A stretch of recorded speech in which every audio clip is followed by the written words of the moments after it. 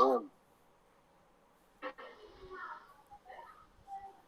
ओम त्रीणि शता त्रिसहस्राणि अग्निं त्रिशन्त च देवा नव च असर्पयन् ओक्षण घृते अस्तृणन् बहि अस्मे आत इत होतारं नियसादयन्त। अग्निम अग्नि को, त्रीन सहस्त्राणि हजार, त्रीणि तीन, शता सौ, त्रिशंत 30, च और नव नव, च और देवों ने असर्पयन पूजन किया, घृते प्रकाश अभिसिंचित द्वारा, ओक्षण सींचते हुए, अस्तरणन आच्छादित किया, वही वृद्धिशील वृद्धिकर्ता शब्दकर्ता को, अस्मा इस, आत इत सब ओर से ही, होतारम दान आह्वान करने वाले को, नियसाद्यंत निरंतर स्थापित प्रतिष्ठित करें। भावार्थ, अग्नि स्वरूप परमात्मा की सपर्या परिचर्या पूजन 3339 देव करते हैं। इस संख्या का रहस्य तो निश्चित ही गहन शोध का विषय है। इस विषय में किसी ग्रंथ या विद्वान के विचार को स्वीकार कर उसे ही सत्य मान लेना उचित नहीं होगा। ऐसे स्थलों पर उदार तथा व्यापक दृष्टि से अध्ययन तथा चिंतन मनन करना आवश्यक है। गृह धातु का अर्थ सिंचन करना, प्रकाश करना होता है। अतः इसके लिए अर्थात परमात्मा के लिए बड़ी अर्थात बड़े क्षेत्र को प्रकाशित अभिसिंचित करने का भाव है। इसके अनंतर होता अर्थात इस कार्य का प्रमुख आयोजक आह्वान करने वाला भी निश्चित ही प्रतिष्ठित होता है। निरुक्त अग्नि में अग धातु गति करना, देवा में दिव धातु प्रकाश करना, स्तुति करना, आनंद प्रीति करना, असर्पयन अक्रिया उपसर्ग, सपर पूजा करना, सेवा करना, घृते गृह धातु सींचना, प्रकाशित होना, ओक्षण उक्ष धातु सिंचन करना, स्वच्छ करना, अस्त्रनन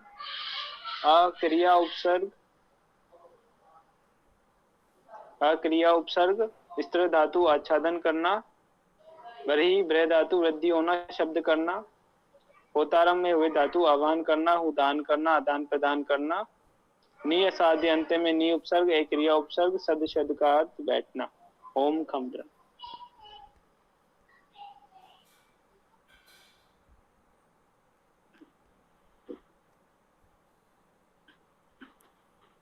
ओम खम्रम।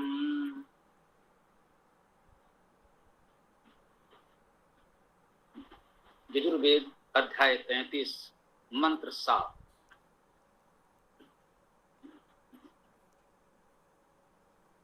ओम त्रीणि शता त्रिसहस्राणि अग्निं त्रिंशच्च देवा नव च असर्पयन् ओम त्रीणि शता त्रिसहस्राणि अग्निं त्रिंशच्च देवा नव च असपर्यन् ओक्षन् घृतै अस्तृणन् बर्हि अस्मै आतिथ्योतारं नियसादयन्त। इसमें निश्चित रूप से कुछ रहस्य हैं और उनको सुलझाने का उपाय आपसे गहन स्वाध्याय की अपेक्षा करता हूं। कह रहे हैं 300। देखिए वेद में लिखा है 300 और हम वर्तमान लोक भाषा में उसका अभ्रंश है 300। स्वाभाविक है अभ्रंश में ये परिवर्तन हुआ। 300 त्रिसहस्राणि 3 सहस्र 3000 300 और 3000। ये कविता है, काव्य है, पद्य है। गद्य में सामान्यता हम कहेंगे 3300। 3,300, जरा ध्यान दीजिए कितनी बड़ी संख्या बनी। 3,300, 33 देवता, 33 कोटि देवता, 33 प्रकार के देवता, या 33 करोड़ देवता कह सकते हैं। इस बात को कुछ तो इस मंत्र ने संकेत किया कि सत्य क्या हो सकता है। शेष तो लोक प्रचलित मान्यताएं हैं। इस मंत्र ने कुछ संकेत किया कि ये जो 33 कोटि शब्द का प्रयोग किया जा रहा है वह पूर्णता निराधार तो नहीं है, 33 कुछ तो है। तो 3,000 3,300 अर्थात 3,300 भी कह सकते हैं बोलचाल की भाषा में। तो ये 3,300 हैं जो अग्नि तो हम जानते ही हैं, अग्नि प्रगतिशील परमेश्वर के लिए सामान्यता आता है, या इन गुणों से युक्त उपासकों के लिए, समाज के अग्रणी लोगों के लिए आता है। तो वेद का मुख्य अर्थ तो आध्यात्मिक है और वहां पर परमात्मा परक अर्थ प्रमुखता से ग्रहण किया जाता है। तो अग्निम का अर्थ अग्रणी प्रगतिशील परमेश्वर ये मुख्यतः हम ग्रहण करेंगे आध्यात्मिक अर्थ में। कह रहे हैं 63 देवा नवचा असपर्यन। बात अभी इतने से पूरी नहीं हुई। 300 और 3,000, 3,300, 3,300 तो आ गया। अग्निम अग्नि को देखिए, यहां पर ये बात समझ लें, कोई भ्रमित ना हो सकता है कुछ लोग, मैं उन्हें अयोग्य नहीं कहता, ऐसा नहीं है, लोगों को जानकारी होती है फिर भी जानबूझकर भ्रमित करने का प्रयास करते हैं। तो उससे सावधान रहें। वे स्वयं तो जानते हैं परंतु दूसरों को भ्रमित करते हैं, ऐसे विद्वान बहुत मिलते हैं। तो उनसे सावधान रहने के लिए बहुत थोड़ा सा एक सूक्ष्म दृष्टि हो, आप समझ जाएंगे। संख्या तो इतनी बड़ी बता दी 3,300, और उसके बाद लिख दिया अग्नि को। यह एक वचन द्वितीय विभक्ति कर्म कारक है। तो अग्नि तो एक वचन में है। स्पष्ट है यह अग्नि परमेश्वर के लिए मुख्य रूप से है या समाज में जो सबसे अग्रणी है उस उपासक दिव्य जन के लिए है। ये 3,300 जो कहे गए वे उससे अलग कुछ और है। वो क्या है देखते हैं। बात यही पूरी नहीं हुई, अगले चरण में और बताया जा रहा है। 63 अर्थात 30, 3,330 हो गए। च देवा, और ये देवगण, ये जो संख्या बताई जा रही है ये देवों की ही बताई जा रही है। इतना तो और स्पष्ट कर दिया इसने, इस मंत्र में इतना बताया कि 3,330 क्या है, ये देव हैं, देवगण हैं, दिव्य गुण युक्त हैं। प्रकृति के तत्व हो या समाज के लोग हो, ये संख्या देवजनों की, देवगणों की है। और क्या कहा, नवचा असपर्यन।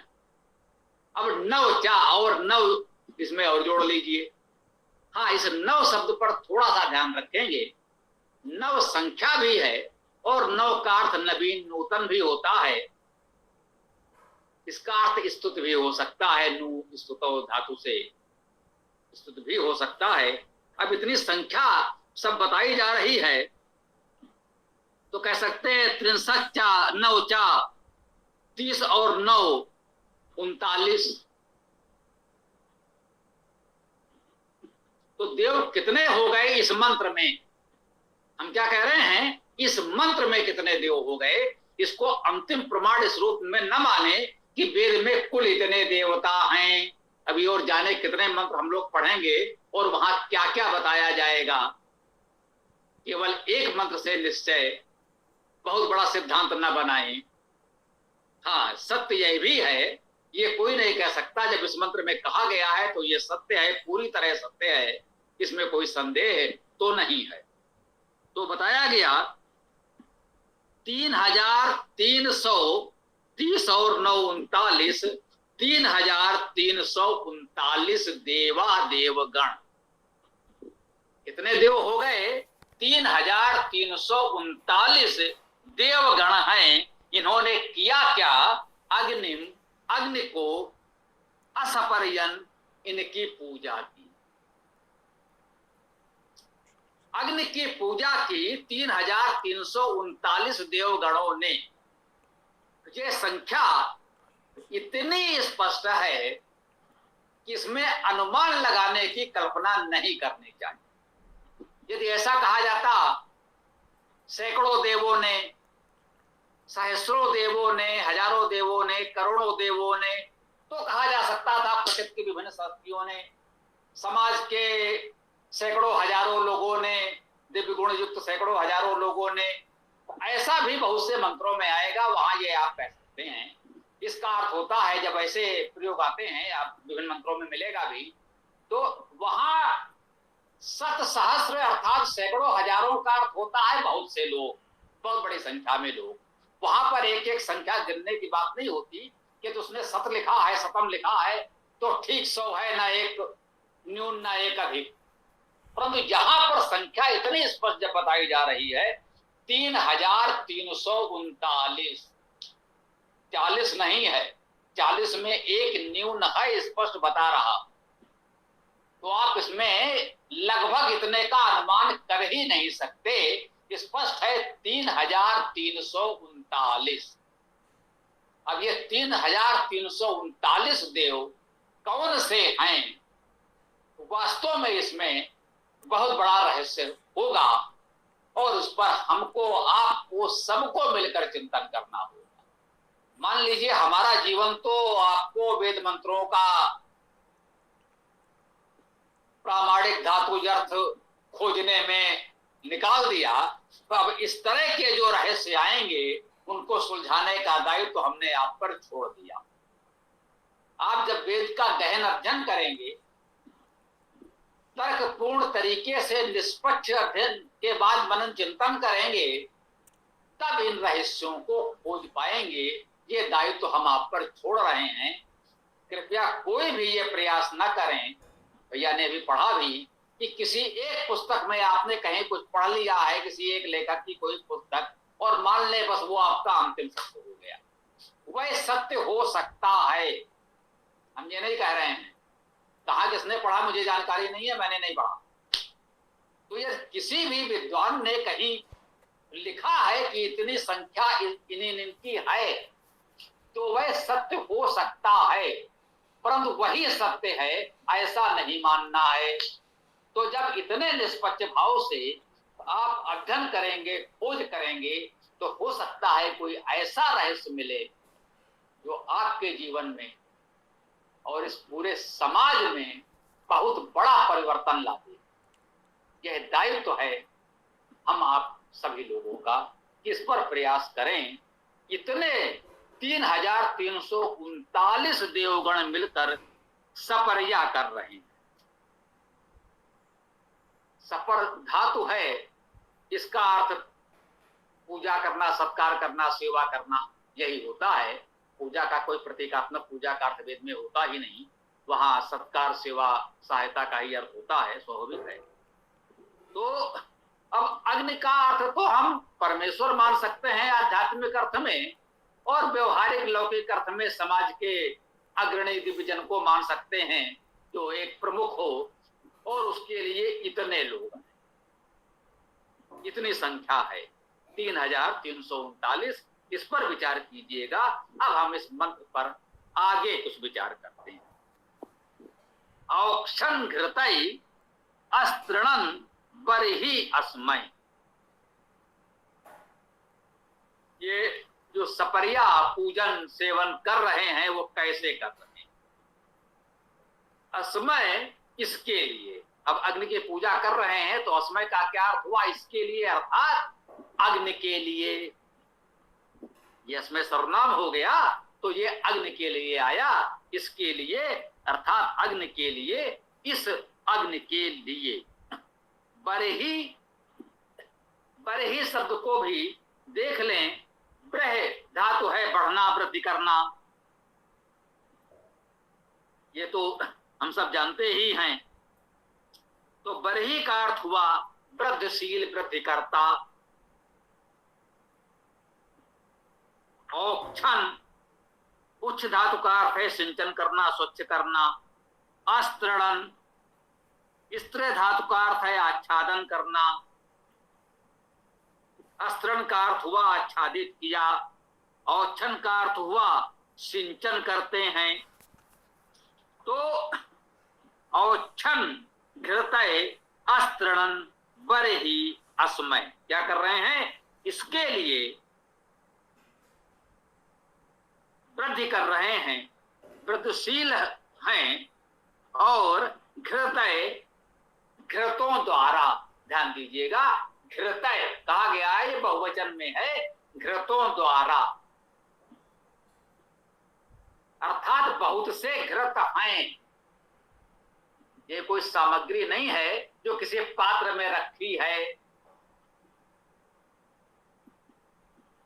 तो घृतय बहुवचन किसके लिए कहा जा रहा है? या तो बहुत से पात्रों में घृत रखिए, या एक पात्र में रखे हुए घृत में उसके अणुओं की संख्या के आधार पर कह दीजिए, घृतय बहुवचन कह दिया गया होगा, परंतु तो ऐसा अर्थ वेद को स्वीकार्य नहीं होता। तो देखना पड़ेगा इस घृतय शब्द का अर्थ क्या है। घृ धातु है जिसका अर्थ है सींचना, सिंचन करना, प्रकाशित होना। घृतय का अर्थ हुआ अभिसिंचनों द्वारा, प्रकाश द्वारा, प्रकाशमानों द्वारा। जो बहुत से लोग समाज में हैं अभिसिंचन करने वाले, प्रकाश करने वाले, उनके द्वारा जो इतने सारे देवता गिना दिए, इतने सारे देवगण जो हमको गिना दिए, 3339 देवजन, ये उनके द्वारा, उन्हीं को यहां घृत भी कहा गया। अभिसिंचन प्रकाश करने वाले, तो ये 3339 देवगण प्रकाश करने वाले द्वारा औक्षण अभिसिंचन करते हुए अस्त्रणम आच्छादित करते हैं इस अग्नि के लिए। और वृद्धि करने वाले, वृद्धि करने के उद्देश्य से जो भी मान लें, वृद्धि करते हुए या वृद्धिशील लोगों में आत इत होतारम नि असादयंत। देखिए आत क्या है? यह अव्यय है, वैदिक अव्यय है कह लें। कभी कभी हम लोग कह देते हैं वैदिक उपसर्ग है, वैदिक अव्यय है। इसका अर्थ यह होता है कि लौकिक संस्कृत में इसका प्रयोग नहीं मिलता, वेद में मिलता है। तो ये चाहे निरुक्त के विद्वान रहे हों, आज के नहीं, जिन्होंने निरुक्त के ग्रंथ लिखे, यास्क या उनके पहले के निरुक्तकार, यास्क अंतिम निरुक्तकार हैं जिनका निरुक्त हमें उपलब्ध है, और यास्क ने अपने निरुक्त में अपने से पहले के निरुक्तकार विद्वानों का उल्लेख किया है, जिससे हमें उनकी जानकारी मिलती है। तो उससे पहले भी निरुक्त पर बहुत से विद्वान आचार्यों ने बड़े कार्य किए हैं। हमारे सौभाग्य से यास्क का निरुक्त उपलब्ध है, शेष नहीं मिल पा रहे हैं।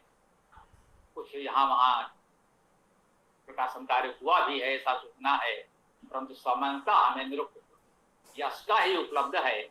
तो जो निरुक्तकार हैं, जो व्याकरणकार हैं, पाणिनि या उनसे पूर्व के व्याकरणाचार्य, वे बहुधा लिख देते हैं इत वेदे छंदसी।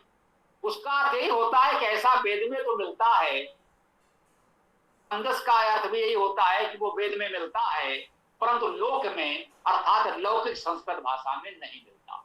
उनके समय ही नहीं मिलता था, तो अब क्या मिलेगा? हाँ, कुछ वापस भी आ सकता है। आज हम वेद का स्वाध्याय कर रहे हैं, वेद के शब्दों से परिचित हो जाते हैं, तो उन शब्दों को अपने लोक व्यवहार में हम उपयोग भी कर सकते हैं। किस प्रकार से उन वैदिक शब्दों की वापसी भी हमारी भाषा में हो सकती है, जो बीच में कह सकते हैं लौकिक संस्कृत में प्रयोग नहीं हुए। तो आत को इस प्रकार से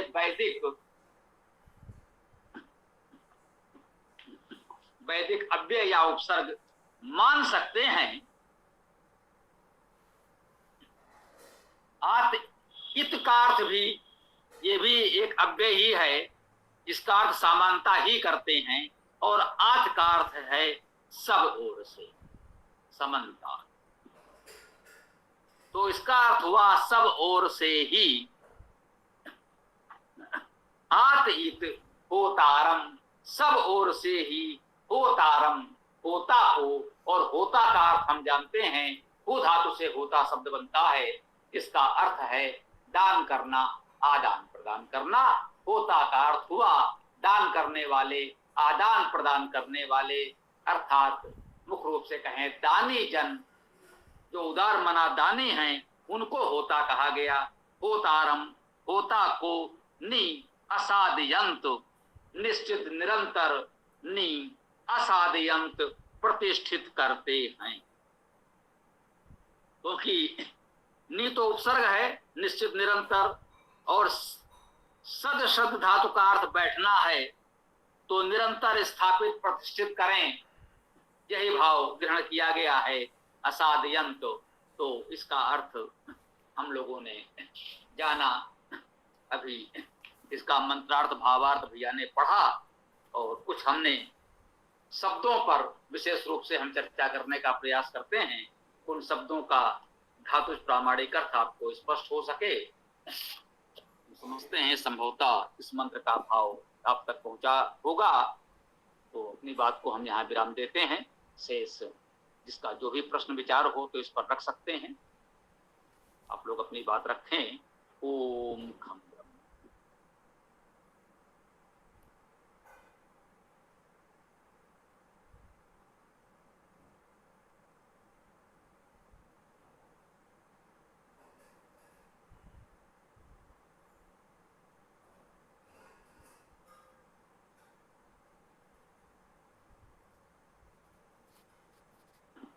हाँ पुलकित जी, देख लो, प्रारंभ में प्रश्न नहीं होते हैं तो तुम पाठ प्रारंभ कर दिया करो, जब भी किसी का प्रश्न होगा तो ले लिया जाएगा, ठीक है ना स्वामी जी? हाँ बोलो।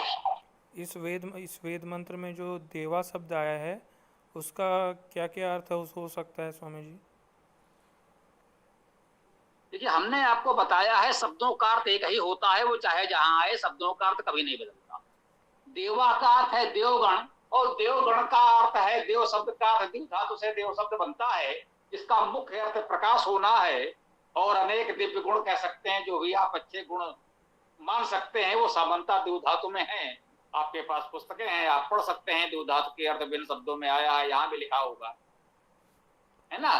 तो कुल मिलाकर के दिव्य गुणों से युक्त जन को हम देव कहते हैं, और देवा बहुवचन में देवगण है। जहां भी ये देव शब्द आएगा, उसका केवल और केवल यही अर्थ होगा, दिव्य गुण युक्त प्रकाशमान, और इसका दूसरा अर्थ कभी कहीं भी नहीं होगा। बहुत बहुत धन्यवाद स्वामी जी महाराज। मैंने ये इसलिए भी पूछा था क्योंकि उन्मत्तता मोचन सूक्त में भी ये देवा शब्द आया था, तो वहाँ से भी ये स्पष्ट हो गया होगा कि मतलब देवा शब्द का अर्थ क्या होगा। गुरु जी, त्रि और त्रिणी में कुछ अंतर है क्या? बहुत सुंदर, इससे अच्छा प्रश्न नहीं हो सकता। तुमने ये बता दिया कि इस कक्षा में जो लोग जुड़े हैं वे वाकई कितने मासूम बच्चे हैं। मुझे प्रसन्नता है कि ऐसे लोग हमारे साथ जुड़कर वेद पढ़ रहे हैं, जो कहते हैं जिनका संस्कृत से दूर दूर तक कोई लेना देना नहीं है। त्रि का अर्थ तीन है, तीर्ण उसका बहुवचन है। क्योंकि तीन संख्या अपने आप में एक बहुवचन है, तो संस्कृत में सामान्यतः उसका प्रयोग बहुवचन में होता है। तो जब भी आपको तीन के अर्थ में अलग शब्द लिखा दिखाई पड़ेगा, तो मान लीजिए वो त्रीण ही लिखा जाएगा बहुवचन में। त्रया भी होता है, वो भी बहुवचन होता है, त्रि का बहुवचन त्रया हो गया, है ना। तो आपको त्रि शब्द सामान्यतः बहुवचन में ही मिलेगा, त्रया मिलेगा, तृण मिलेगा, और या तो अन्य विभक्तियों में होगा तो त्रिभी, तीनों द्वारा, त्रिभ्या, तीनों के लिए, इस प्रकार के अर्थ आपको मिलेंगे। तो त्रि तो मूल शब्द है जिसका अर्थ तीन है। अब वो विभक्तियों के अनुसार सामान्यता इसका प्रयोग बहुवचन में ही होगा, क्योंकि तीन शब्द का प्रयोग एक वचन में द्विवचन में तो हो ही नहीं सकता। बहुवचन है तो सदा इसका प्रयोग बहुवचन में होगा, और विभक्तियों के अनुसार उसमें और विभक्तियां जुड़ी होंगी जहां जिस रूप में प्रयोग होना होगा। ठीक है भैया।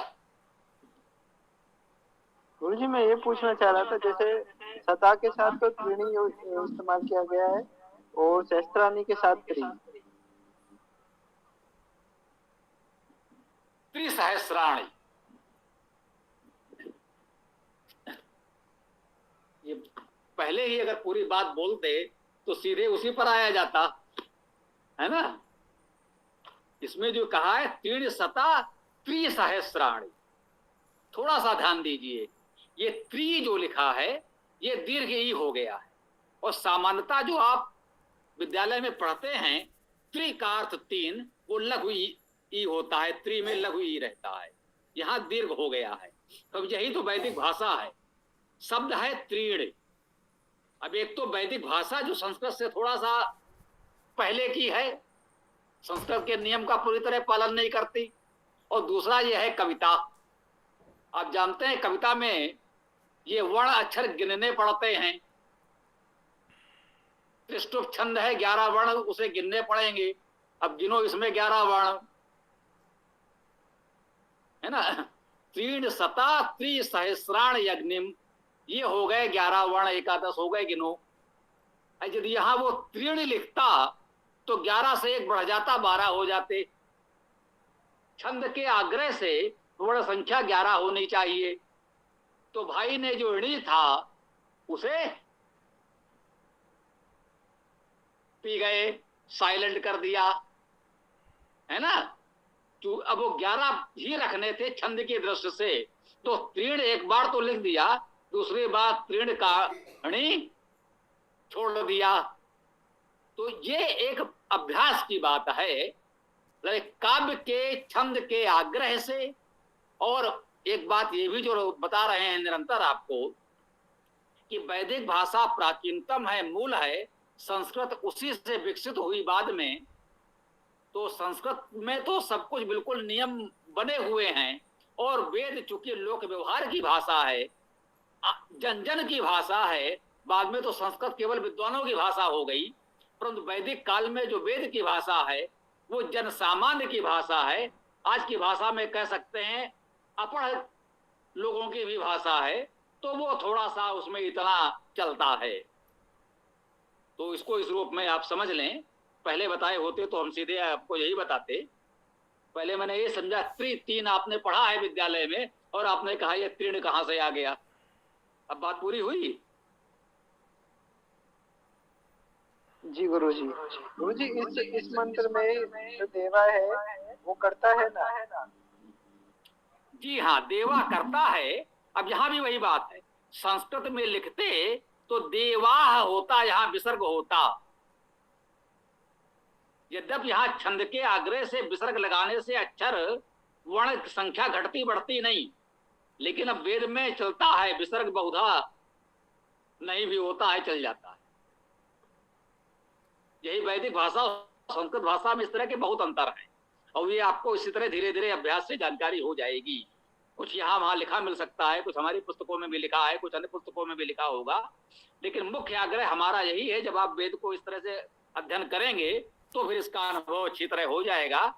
फिर वेद का पढ़ने वाला यदि कोई कहीं से श्लोक ले आए संस्कृत का और आपको पढ़ने के साथ ये वेद में है, उसको देख कर बता देंगे ये वैदिक भाषा का है ही नहीं, ये वेद में हो ही नहीं सकता, खोजने की आवश्यकता ही नहीं है।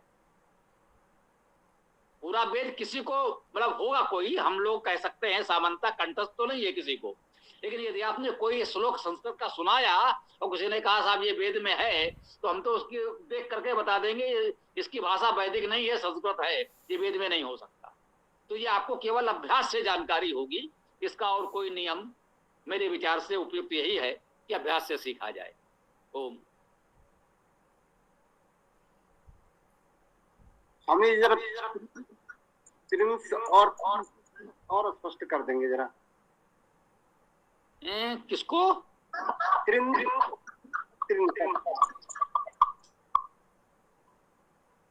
ये त्रि शब्द को जी हाँ। मुझे लगता है इससे अधिक कुछ कहने की आवश्यकता तो नहीं है। जी अभी आप कुछ कह रहे हैं क्या? मैं ये कह रहा हूँ कि यहाँ पर पंथ में शब्द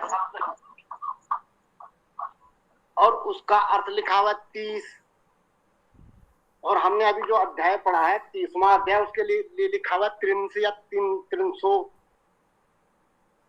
तो थोड़ा देर ये अंतर स्पष्ट हो जाना चाह रहा था मैं। देखिए यही हमने बताया, ये हमारी सरल संस्कृत व्याकरण है। मेरा निवेदन है, बहुत छोटी सी पुस्तक है, उतना तो पढ़ ही लें। अष्टाध्यायी महाभाष्य न पढ़े कोई बात नहीं, चलेगा, लेकिन वो प्राथमिक कक्षा की पुस्तक है सरल संस्कृत व्याकरण, कम से कम उतना तो पढ़ लें। जैसे बताए मूल शब्द है त्रि, उसका अर्थ हुआ 3। अब वो सामान्यता बहुवचन में प्रयोग होगा, इसलिए त्रीण का प्रयोग होगा, त्रयः का प्रयोग होगा। अब जब 30 बना तो त्रिंसा, वो त्रिंसा 63, ये 30 के लिए आया 63। त्रिंसा जो लिखा है उसका अर्थ है 30वां, तो 3, 30, 30वां, और उसके बाद विभक्तियां जुड़ेंगी तो कुछ और हो जाएगा। तो ये तो थोड़ा सा आपको अभ्यास से जानना होगा। और वही मैंने कम से कम सरल संस्कृत व्याकरण बहुत छोटी सी पुस्तक है, कृपया उसे एक बार पढ़ तो लें, फिर ऐसा कोई प्रश्न उठेगा तो आपको जानकारी होगी कि उस पुस्तक में कहाँ देखना है, तो आप देख लेंगे। मैं कंठस्थ करने को नहीं कह रहा हूं, एक बार उसे पढ़ जाइए, फिर जब ऐसा कोई प्रश्न आएगा तो आप उसमें स्वयं देख लेंगे कि हाँ भाई यहाँ पर ये बात हमको मिल सकती है, जानकारी हो जाएगी। मेरे विचार से इतनी बात पर्याप्त होनी चाहिए, और कुछ हो तो कह सकते हैं। ओ जी जी धन्यवाद।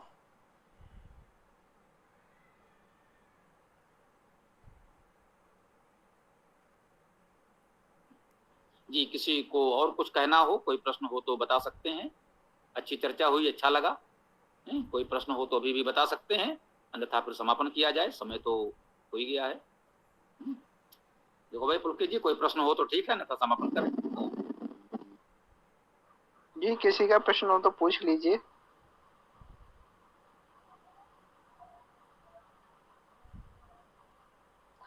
जी ठीक है, तो मैं समापन करता हूँ। ओम यो असो आदित्य पुरुषः सो असो अहम ओम खम ब्रह्म ओम खम ब्रह्म। सभी को नमस्ते, सादर प्रणाम। सो आदित्य पुरुषं सोऽहम् ओम खम ब्रह्म ओम खम ब्रह्म। सभी साथियों को सादर नमस्ते। ओम यो असो आदित्य पुरुषः सो असो अहम् ओम खम ब्रह्म। नमस्ते सभी साथियों को। ओम यो असो आदित्य पुरुषः सो असो अहम् ओम खम ब्रह्म सबको सादर नमस्ते।